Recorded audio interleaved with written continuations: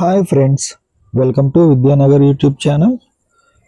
ఎస్ఎస్సిలో అయితే స్టెనోగ్రాఫర్ పోస్టులు అయితే పడ్డాయి. వాటికి సంబంధించిన పూర్తి వివరాలు నేను మీకు తెలియజేస్తాను. ఎస్ఎస్సిలో అయితే ప్రతి ఏడాది స్టెనోగ్రాఫర్ నోటిఫికేషన్ అనేది ప్రతి ఏడాది వస్తుంది. అలాగే ఈ సంవత్సరం కూడా స్టెనోగ్రాఫర్కి సంబంధించిన నోటిఫికేషన్ అయితే విడుదలైంది. దీనికి సంబంధించిన పూర్తి వివరాలు నేను మీకు తెలియజేస్తాను.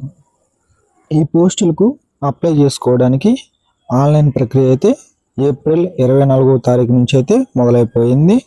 అదేవిధంగా ఈ పోస్టులకు అప్లై చేసుకోవడానికి చివరి తేదీ అయితే మే 15వ తేదీ వరకు అయితే మీరైతే అప్లై చేసుకోవచ్చు.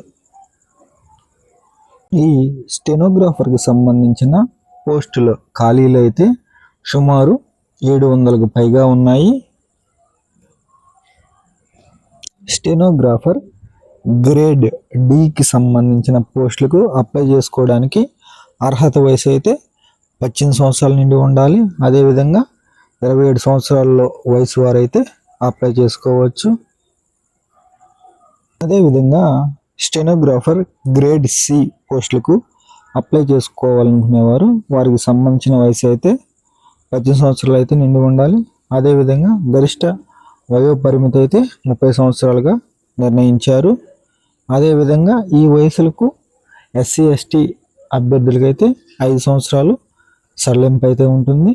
బీసీ అభ్యర్థులకైతే 3 సంవత్సరాలు సడలింపు అయితే ఉంటుంది. పీడబ్ల్యూబీడి అభ్యర్థులకైతే 10 సంవత్సరాల వయో సడలింపు అయితే ఉంటుంది. స్టెనోగ్రాఫర్ పోస్టులకు అప్లై చేసుకోవాలనుకునే వారికి సంబంధించిన విద్యార్హతలు అయితే నేను మీకు తెలియజేస్తాను. ఈ పోస్టులకు అప్లై చేసుకోవాలనుకునేవారు ఖచ్చితంగా ఇంటర్మీడియట్ లేదా +2 అయితే పాస్ అయి ఉండాలి. మీరైతే ఈ ఇంటర్మీడియట్ లేదా +2 పాస్ అయినట్లయితే ఈ పోస్టులకు అప్లై చేసుకోవచ్చు. ఈ పోస్టులకు సంబంధించి ఫీజు అయితే మీరు ఆన్లైన్ విధానంలో 100 రూపాయలు అయితే చెల్లించాల్సి ఉంటుంది. ఎస్సీ ఎస్టీ అభ్యర్థులు, పీడబ్ల్యూబీడి అభ్యర్థులు మరియు మహిళా అభ్యర్థులకు అయితే ఎటువంటి ఫీజు చెల్లించిన అవసరం లేదు.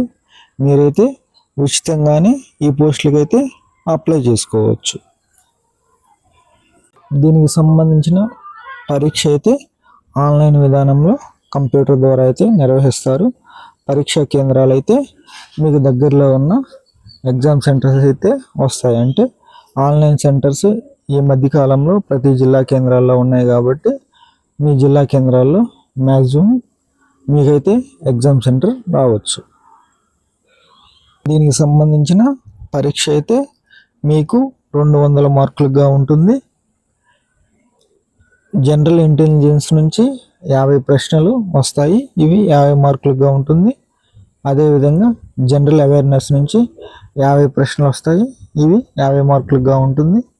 అదేవిధంగా జనరల్ ఇంగ్లీష్ నుంచి అయితే 100 ప్రశ్నలు వస్తాయి. ఇవి 100 మార్కులుగా ఉంటుంది. మొత్తం అయితే 200 ప్రశ్నలు ఉంటాయి. మీకు కేటాయించే సమయం అయితే 2 గంటలు అయితే ఇస్తారు. ఈ 2 గంటల్లో మీరైతే ఈ 200 ప్రశ్నలు అయితే పూర్తి చేయాల్సి ఉంటుంది.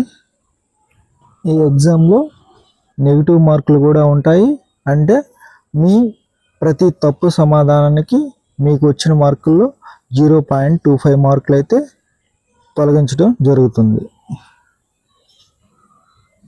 ఈ ఎగ్జామ్లో వచ్చిన మార్కుల ఆధారంగా అయితే స్కిల్ టెస్ట్కి అయితే మిమ్మల్ని షార్ట్ లిస్ట్ చేయడం జరుగుతుంది. షార్ట్ లిస్ట్ చేసిన అభ్యర్థులందరికీ స్కిల్ టెస్ట్ అయితే పెడతారు. అంటే స్టెనో అనేది ఒక కోడ్ లాంగ్వేజ్ లాగా ఉంటుంది కాబట్టి ఆ స్కిల్ టెస్ట్ అనేది మీకు తర్వాత దశలో నిర్వహించడం జరుగుతుంది. ఈ కంప్యూటర్ బేస్డ్ ఎగ్జామ్లో మినిమం అర్హత మార్కులు అయితే సాధించవలసి ఉంటుంది.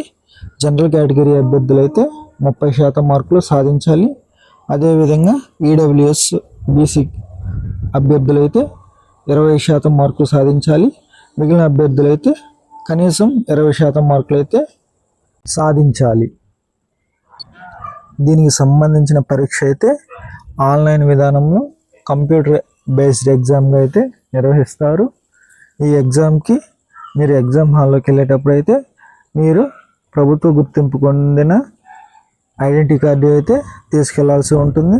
అంటే Aadhaar card, pan card, voter ID లేదా ఏదన్నా ప్రభుత్వ గుర్తింపు పొందిన కార్డు అయితే మీరైతే ఎగ్జామ్ సెంటర్కి తీసుకెళ్లాల్సి ఉంటుంది.